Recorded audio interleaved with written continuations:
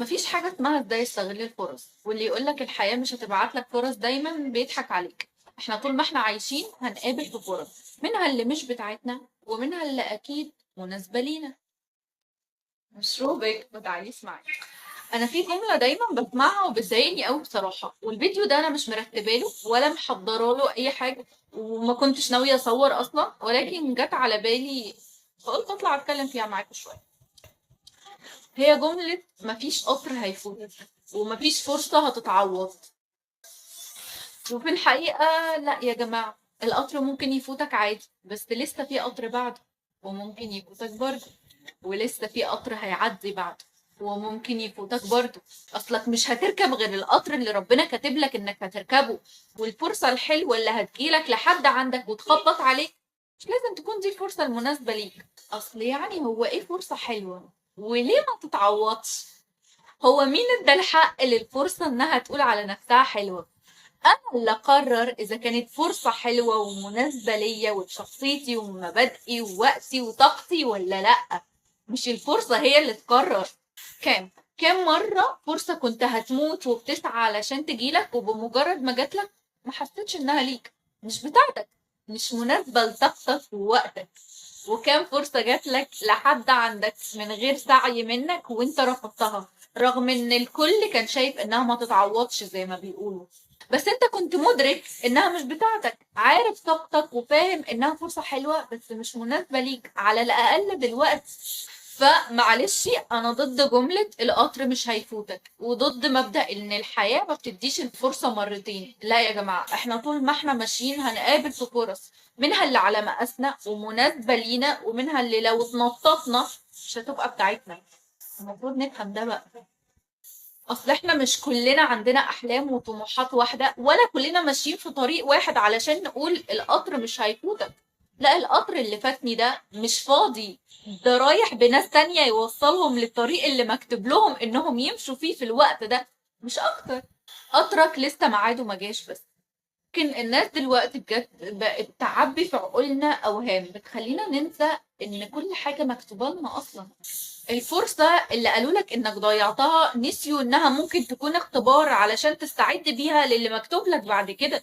والمكان اللي قالوا لك ان غيرك يتمنى يكون فيه وانت ما قدرتش ده، انت اصلا سبته علشان كان اكبر من طاقتك. والعرض اللي قالوا لك انه تقدم لك على طبق من ذهب طعمه ماسخ وممكن تخسر فيه قيمك ومبادئك وتربيتك. الناس دايما بيغريها المظاهر وما بتبصش للعواقب اللي ممكن تحصل لك بعد كده، لمجرد انك قبلت حاجة مش مناسبة ليك ومش مناسبة لظروفك ولا بيئتك اللي نشأت فيها. انا قدامكم اهو بسعى لحاجة معينة، وهي اني اكبر المحتوى بتاعي وابقى موديل. نفسي انها تحصل جدا، وده حلم من احلامي مثلا. ومش كلكم عارف ان انا سعيت في الموضوع ده بدل المرة 100 مرة. جربت كذا حاجة واخيرا وصلت لاني بقيت بقدم محتوى على يوتيوب هنا، واتعرض عليا كذا مرة حاجات بالنسبة لحد تاني فرص ما تتعوضش. أول مرة ما كانش ليا نصيب فيها وما توفقتش إنها تكمل. حد غيري بقى كان هيموت وينجح ويوصل للي عاوزه، أول لما تجيله الفرصة التانية هيمسك فيها بإيده وأسنانه، مش هيفكر في أي حاجة تانية. لا هيفكر بقى في تربيته ولا مبادئه ولا أي حاجة. ما هي فرصة حلوة بقى، والخطوة دي لو كنت قبلتها كنت هبقى في مكان تاني دلوقتي على فكرة، وهوصل لحاجات ما كنتش أصلا أحلم بيها، بس بالحرام، بإني أخسر نفسي وأخلاقي وديني وقيمتي عشان حاجة ملهاش أي 30 لازمة بقيمتي ومبادئي.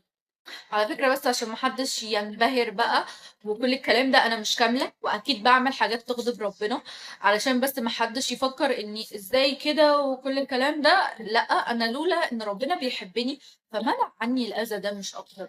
انا كل اللي عاوزة اوصله لكم من كل الرغي ده ان الفرص موجودة في كل خطوة هتمشيها، هتتكعبل في فرصة، منها اللي هتكون درس ليك ومنها اللي هتطلع منها بحاجة، ومنها برضو اللي ممكن تخسر فيها حاجات كتيرة قوي.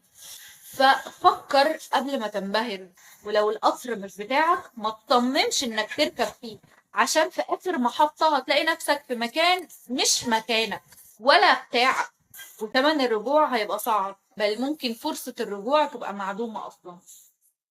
ووقتها هتلاقي نفسك خسرت كل حاجة، كل حاجة حرفيا. نفسك ومبادئك واخلاقك وحياتك كلها. وبس كده وصلنا لنهاية الفيديو. يا رب يكون فيديو خفيف لطيف عليكم. اشوفكم في فيديو جديد. السلام عليكم.